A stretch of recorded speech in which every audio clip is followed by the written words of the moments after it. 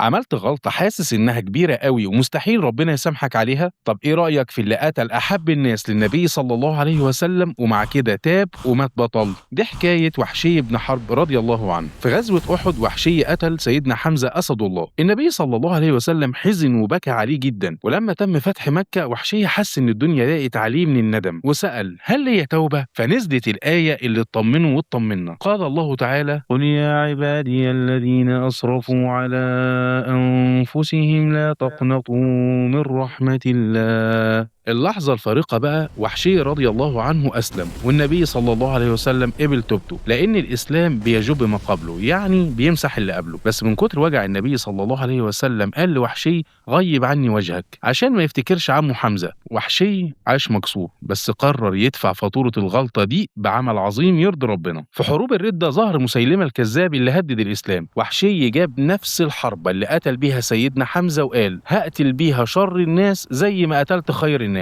وفعلا ضرب مسيلمة الكذاب وخلص الإسلام من شره وفتنته. الخلاصة يا صديقي، باب ربنا دايما مفتوح، ماضيك مهما كان أسود توبتك الصادقة بتبيضه. وحشي قتل خير الناس وهو كافر وشر الناس وهو مؤمن، ومات وهو بيتمنى إن دي تمسح دي. ودي كانت حكاية يقين لبطل حارب ندمه بالفداء. ولو وصلت معنا لغاية هنا ما تنساش تدعمنا بلايك وشير عشان نستمر.